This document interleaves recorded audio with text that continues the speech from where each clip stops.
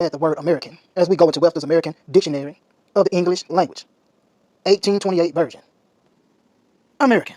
Wait, look at my finger on it. American. A native of America, originally applied to the Aboriginals, or copper-colored races, founded here by the Europeans, but now applied to the descendants of Europeans born in America. In other words, they came over here and took this land through colonization.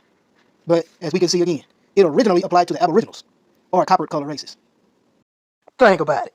Now, it is my aim and purpose to prove and show that in the ancient world, before the classifications, we were just known as Ethiopians or just natives or aboriginals to the land.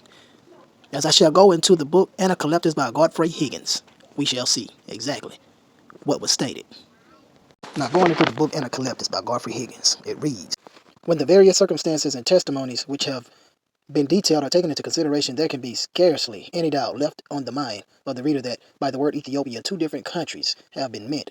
This seems to be perfectly clear, and it is probable that by Ethiopian, a Negro, correctly speaking, may have been meant, not merely a black person, and it seems probable that the following may have been the real fact, viz., that a race neither of Negroes or blacks, but probably of the former, came from India to the west, occupying or conquering and forming a kingdom on the two banks of the Euphrates, the eastern Ethiopia, alluded to in Numbers, that they advanced forwards, occupying Syria, Phoenicia, Arabia, and Kemet, aka Egypt, that is, that they or some tribe of them were the shepherd kings of Egypt, that after a time the natives of Egypt rose against them and expelled part of them into Abyssinia or Ethiopia, another part of them into Idume, or Syria or Arabia, and another part into the African desert of Libya, where they were called Lubim.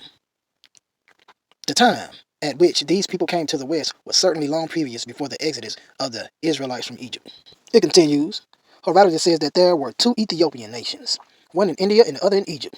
He derived his information from the Egyptian priests, a race of people who must have known the truth, and there seems no reason either for them or Herodotus to have misstaked the fact.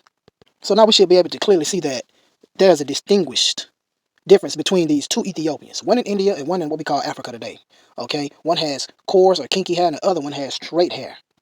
Now it is well to mention that they make it clear that one migrated from the east to the west. Now let me continue with the highlighted format at the very bottom. Dr. Shuckworth gives an opinion that Homer and Herodotus are both right, and that there were two Ethiopians, and that the Africans came from India. Now that's debatable, very debatable, being that the continent was one landmass and it split. And now according to Valiant Thor in his book concerning Mount Shasta, he states that the Native American in Americas, in the Americas that is, of course, are remnants of the ancient Lemurians, those Native Americans. So before the Pangaea's land split or land continental drift, those people were already in the Americas. Today they're known as Olmecs, Washitas, people of that stature. It has been brought to my attention that certain Mexicans of America has been racist towards the statement of black people being present in Mexico way before colonialism. So therefore, I'm going to present information from your very own people proving the fact that there was black presence in Mexico way before colonialism. Let us go to this book right here.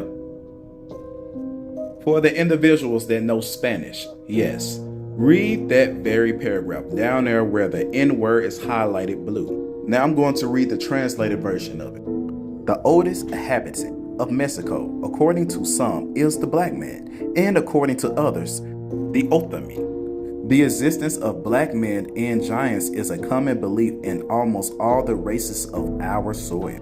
In their various languages, they have words to designate them. Some archaeological objects found in various locations demonstrates their existence.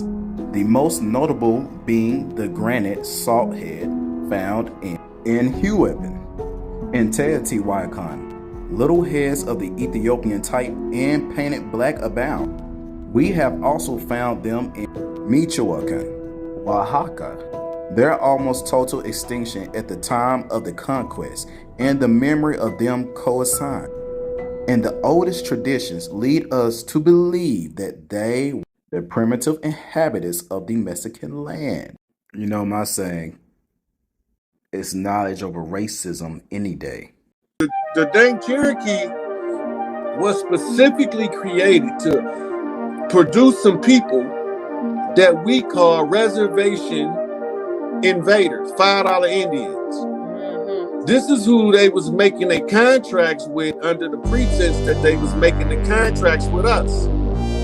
But when you go to all our elders, they say we never signed treaties with them people. Our people never signed treaties with them. So who in the fuck is this signing the treaties?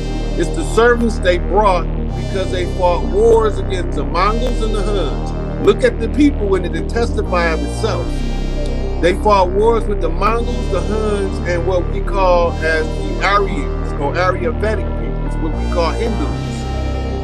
These people became the servants of the Moors in Europe.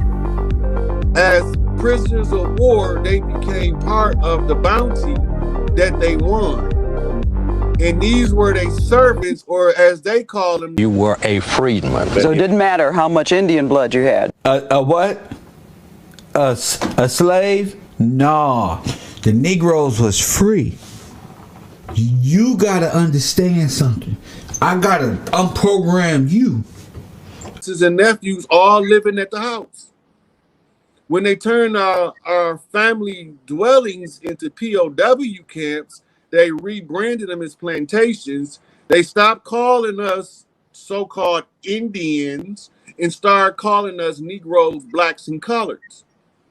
But none of those things was actually us. None of this shit in English would have had anything to do with us if we'd have held on to our original languages. But what do? They start murdering us for teaching our children the original tongues. This whole business of degree of Indian blood is just a concoction. It's just an excuse now that's been dreamed up of late in order to exclude membership in the tribe. 100 years ago, Seminole Indians would not have been talking about whether or not this person has Indian blood. It simply wouldn't have mattered. They were Seminoles. DNA tests for ethnicity are entertainment value only.